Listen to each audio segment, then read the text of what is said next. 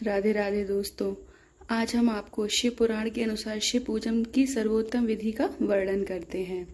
ब्रह्मा जी कहते हैं, अब मैं पूजा की सर्वोत्तम विधि बता रहा हूँ जो समस्त अभीष्ट तथा सुखों को सुलभ कराने वाली है। देवताओं तथा ऋषियों, तुम ध्यान देकर सुनो। उपासक को चाहिए कि वह ब्रह्म मुहूर्त में शयन से उठकर जगदम्बा पार्वती से भगवान शिव का स्मरण करे तथा हाथ जोड़कर मस्तक झुकाकर भक्तिपूर्वक उनसे प्रार्थना करे, देवेश्वर उठिए उठिए, मेरे हृदय मंदिर में शयन करने वाले देवता उठिए, उमाकांत उठिए और ब्रह्मांड में सबका मंगल कीजिए। मैं धर्म को जानता हूँ किंतु मेरी उसमें प्रवृत्ति नहीं होती। मैं अधर्म को जानता हूँ परंतु मैं उससे दूर नहीं हो पाता। महादेव, आप मेरे हृदय में स्थित होकर मुझे जैसी प्रेरणा देते वैसा ही मैं करता हूँ। इस प्रकार भक्ति पूर्वक कहकर और गुरुदेव की चरण पादुकाओं का स्मरण करके गांव से बाहर दक्षिण दिशा में मलमूत्र त्याग करने के लिए जाएं। मल त्याग करने के बाद मिट्टी और जल से धोने के द्वारा शरीर की शुद्धि करके दोनों हाथों और पैरों को धोकर दत्वन करें। सूर्योदय होने से पहले ही दत्वन करके मुंह को 16 बार जल की अंजलियों से धोएं। देवताओं तथा ऋषियों, षष्ठी, प्रतिपदा, अमावस्या और नवमी तिथि तथा रविवार के दिन शिव भक्तों यत्नपूर्वक दत्वन का त्याग देना चाहिए। अवकाश के अनुसार नदी आदि में जाकर अथवा घर में ही भलीभांति स्नान करें।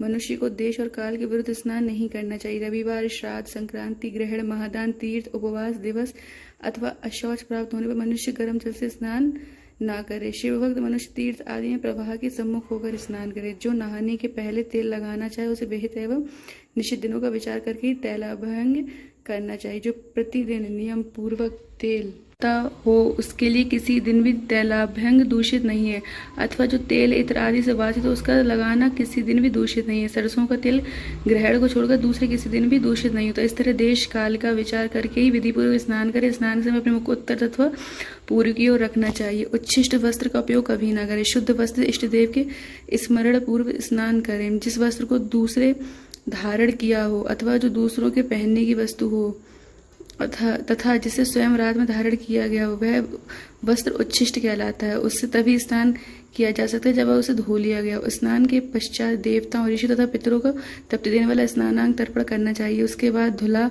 हुआ वस्त्र पहने और आचमन करें। द्विजोत्तमो, तदंतर गोबर आदि से लीप पोत कर स्वच्छ किए हुए शुद्ध स्थान में जाकर वहां सुंदर आसन की व्यवस्था करें। वह आसन विशुद्ध काष्ठ का बना हुआ हो, पूरा फैला हुआ तथा विचित्र होना चाहिए। ऐसा आसन संपूर्ण अविष्ट तथा फलों को देने वाला है। उसके ऊपर बिछौने के लिए यथो योग्य मृग चर्म आदि ग्रहण करें। शुद्ध बुद्धि वाला पुरुष उस आसन पर बैठकर भस्म से त्रिपुंड लगाए। त्रिपुंड में जब तप तथा दान सफल होता है। भस्म के अभाव में त्रिपुंड का साधन जल आदि बताया गया। इस तरह त्रिपुंड करके मनुष्य रुद्राक्ष धारण करे और अपने